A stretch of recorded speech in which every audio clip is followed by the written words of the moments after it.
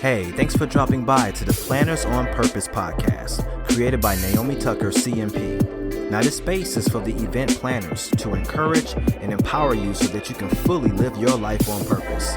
So before we dig in, please take a moment to subscribe so you get future shows. Now, here she comes, your host, Naomi.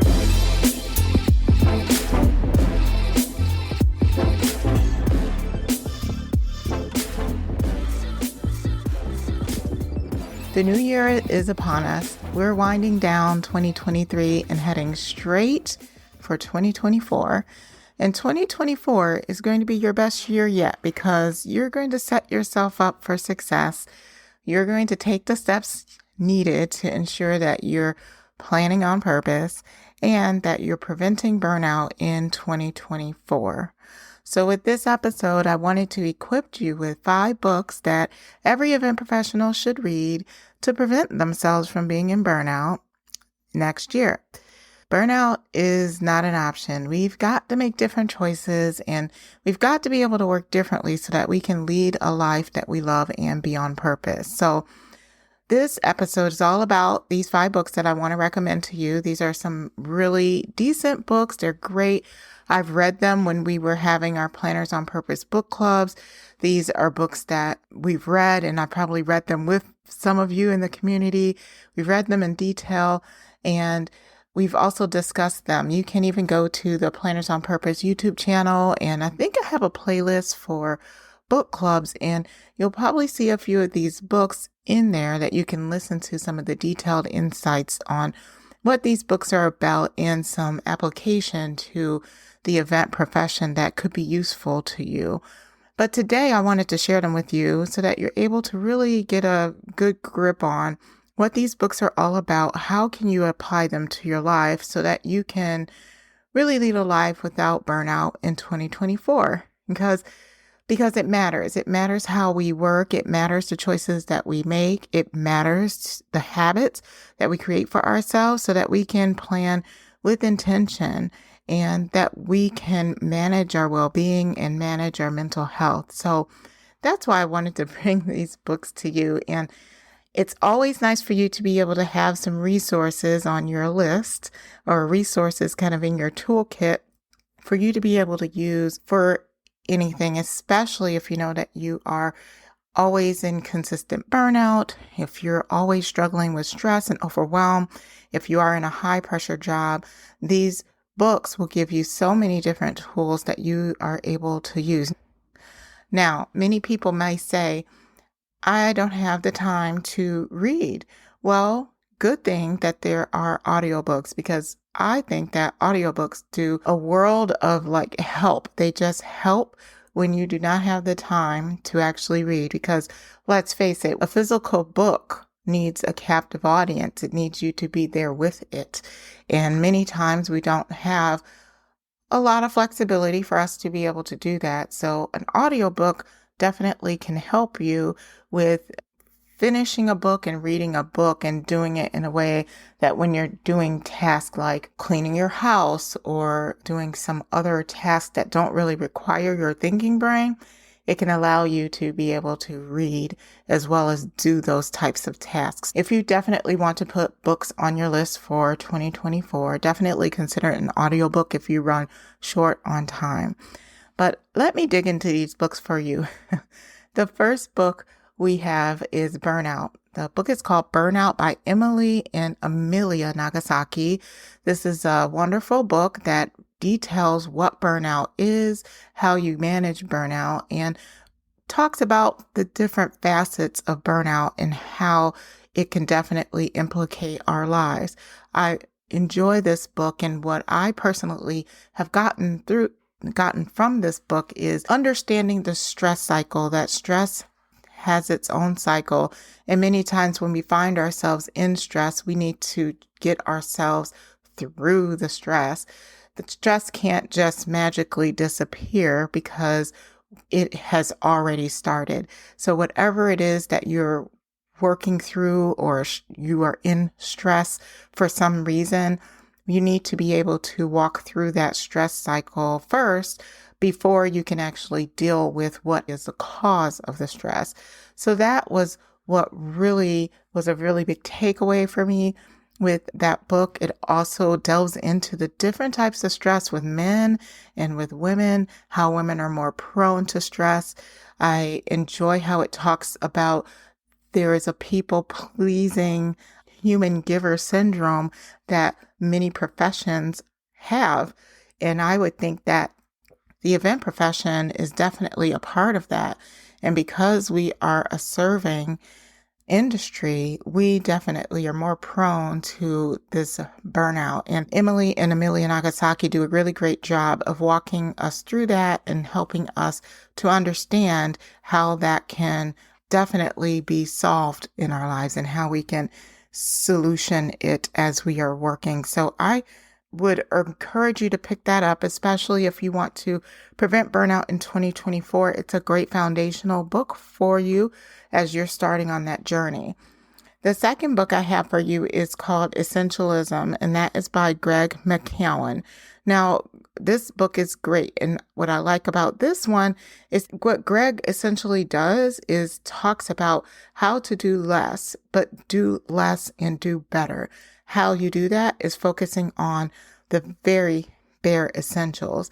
And so it's called The Disciplined Pursuit of Less. And I really enjoy this book because it's a much needed antidote to the stress and burnout for us and the compulsion for us to be doing pretty much everything. And it really helps you peel back the layers of what's going on in your life and just focus on the bare essentials. We are definitely prone to information overload. We are working on multiple different projects. We are managing many details when it comes to events. And sometimes we can feel busy, but not necessarily feel productive. So Greg's book definitely is something that will help you to execute better. And how we execute better is to work on less and execute those very crucial things in a really disciplined and systematic way so that we can contribute at a higher level. Love the book, and I really would encourage you to pick that up as well. It's very highly recommended. But as you are in your pursuit of less burnout and really trying to whittle away that busy and trying to do less, it's going to be super helpful. And it can be done. I think many times as event planners, we think as though, oh, we can never, have the jobs that we do be done less. Or many times we have shame around doing less because we feel as though we should be doing all the things and doing so much more. That isn't the case. There's so much that's out here that can allow us to be able to do our jobs and do our jobs well. And there is a value that we bring as our being, and it's not necessarily tied up into mundane tasks. So we definitely need to solve that equation, and this book can help you immensely in doing that. So that book is called Essentialism by Greg McKeown. Now, I am going to definitely put these all in the description for you so that you have that, because I really feel as though you're going to, I just am excited for 2024 for you. And I know that you all are going to pick up some of these books, one, if not all, and put them on your list. And tell me how it goes. So the third book that I have for you is called The 5-Second Rule. This is by Mel Robbins. Again, great book, super practical. I love Meg's down-to-earth spirit and tone that she has in this book. And the 5-second rule is about just making decisions and making them quickly and having the confidence in the decisions that you make. And the backing that Mel has in this book is that it's the science behind really your gut reaction at times is the best reaction. It's like 90% the best reaction you have. Now, many times what we do is we have a reaction to a problem, something that we think we should do or we know we should do. However, we just don't do it. We end up thinking through it. We deliberate a lot. We overanalyze things, and we end up coming probably to that same conclusion that we did initially, but we've wasted a lot of time. So there can be a lot of time wasted from when you have your initial reaction to doing something to after you deliberate and analyze and then do it. That's a lot of wasted time. So with the 5-second rule, it really puts you through a journey, and she has case studies, lots of phenomenal stories about proving this to be true. And it allows you to see, wow, I'm wasting my time. I'm wasting my time on some of the decisions that I'm making, some of the deliberation that I'm doing, and I just need to make quicker decisions. Now, I would tell you, after I read this book, my decision making increased and I was able to get so much more done. Because many times when for me, I'm in a position that I solve so many problems for so many people. You want to make the right decision. So sometimes what happens is you can be a clog in the wheel at some point. So things can move off your desk slowly because you're trying to make sure that you're making the right decision.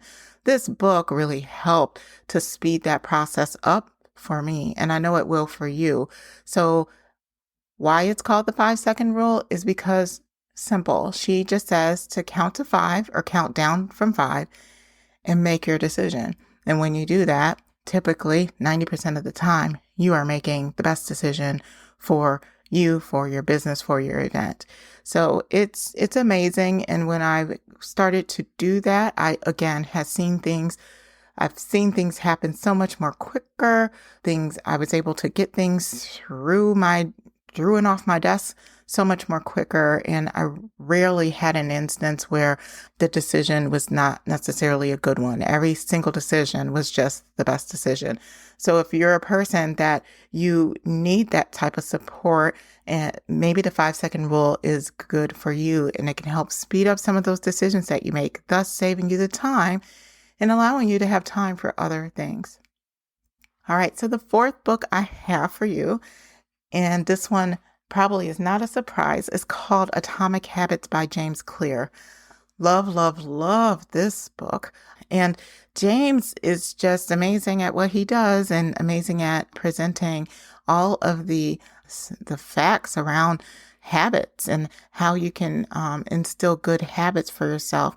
And it's just fascinating, some of the tools that James has provided in his book and some of the different, resources and systems that he has presented that allow you to be able to make great habits. So going into 2024, it's important to take a look and evaluate what your morning routine is. What kind of habits do you have?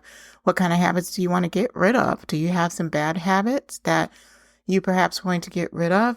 If so, what are they? And what are you going to do in order to ensure that those habits can be turned into good habits? Those are some things that James Clear definitely approaches in his book. My big takeaway from this book was habit stacking. I really enjoyed what he was talking about when he talked about habit stacking. And essentially, what habit stacking is, it's stacking habits to the point where it allows you to just feel good about what you're doing and the habits that you're creating. An example of habit stacking. So for me, what I did as a result of reading this book was just tweak how I work out. I was making it super hard for myself to work out because I was waiting until the very end of the day to do it. And when you do that, well, for me, it's like you're tired, you're exhausted, you've had a long day at work, you're mentally fatigued. And the last thing that you really want to think about is working out. Or at least for me, that's what it was. So I changed things around and changed my habit in the morning so that when I wake up in the morning, I am putting on like my workout clothes first. So that's the first habit, is putting on those workout clothes first, right? Then I make sure that when I leave the house, I'm always wearing my tennis shoes. So that would be the second habit that I stacked on top of that, is putting my tennis shoes on.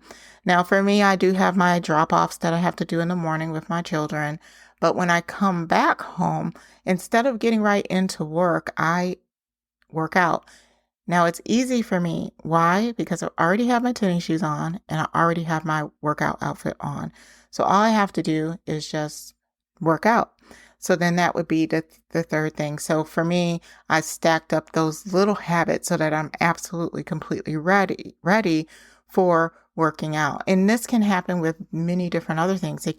You can apply this to your eating. You can apply this to your work. Simple way to apply it to your work would be how you actually do a morning routine with your work. Perhaps you come in and you do certain habits. Maybe you check your email and maybe you work on your most important thing and then maybe you check in with your team. There's just different habits that you can stack up in order to make sure that you're working efficiently. So that's just a fraction of the book. So Atomic Habits have so much more. And I would just invite you to go ahead and pick that up and read that for 2024. And that helps you prevent burnout because it allows you to explore the possibilities of working differently and putting in place good habits so that you can prevent burnout because you're working differently and you will develop a routine for how you are working. And that way it eliminates a lot of the stress that you currently have going on. So pick up that book. I would love to hear what your thoughts are. Okay. And then the last book I have for you is called Finish by Jon Acuff. Now, I really like Jon Acuff and all his books. I probably have read every single one, but I really enjoy Finish. And the reason why I enjoy it because it just is so motivating for you to just finish your thing, whatever it is. It's really important to be a finisher. And many times when we're like stressed, overwhelmed, getting a lot that's thrown at us, it can be easy for us to procrastinate on the thing that we really need to do. So the book Finish by Jon Acuff, he really focuses on finishing, and it motivates you to really just get it done. It also reminds me of Ship It by Seth Godin. It just really showcases that like, hey, your best bet is to just finish, just get the work done, get it off your desk so you can move on. Don't hover, don't procrastinate, don't, just let it sit, because when you do that, it ends up causing the stress and causing the overwhelm because you're not dealing with it when it's right there. So make a plan to actually finish. And that would be the last book that I say for 2024. If you wanted to go ahead and read it to prevent burnout, it would definitely be able to help you. Now, I do have a bonus book. It is not a part of the 5, but it is a book that I think can really help just get you through 2024, because we all know that 2023 was a doozy and 2024 has opportunities, and we know just in what we do, we are in a high stress, high pressured industry. So I have no doubt that it's going to be a challenge. So what every event professional needs is to read the book called Grit by Angela Duckworth. And that, again, it's a great book. And I like it because it allows you to really focus on blending your passion with perseverance, right? It's really just getting through and just being able to kind of like push through and have long-term perseverance. And that's what that book is about. And I think in the event industry, we definitely have that grit to be able to push through anything that we are looking to do. We endure so much. We have sometimes tough clients and tough events, and we're working with multiple vendors, and sometimes things don't always go so right, and sometimes the budget is off, and many times we maybe not working with the best property, but there's so many variables that can all go wrong. And even when things do go absolutely right, it also is stressful. So this book really helps you to just push through. Talks about the science of grit, the power of grit, and how we can really reach our potential and grow. Because not only do I want you to be able to operate next year and be without burnout, I do want you to push through persevere through and to grow. And I know that you have so much potential. So this book is going to help you to tap into that genius of blending that passion with your perseverance. So I hope that you enjoyed this, and I hope that you're able to pick up one or two or all of these books. And when you do, definitely send me a message. IM me, DM me, or however you message me, and just let me know what you think. I would really love to be able to hear what your thoughts were on these books if you have read them. But I am hoping that you have a wonderful 2024. And yes, here's to reading great books and helping us to become better at what we do and lead a life on purpose. So until next time, please stay on purpose. Well, that wraps it up for this episode. If you enjoyed the conversation, hit the like button and tell us how much you enjoyed the show by leaving a message in the comments. Thanks for listening, and we'll see you next time.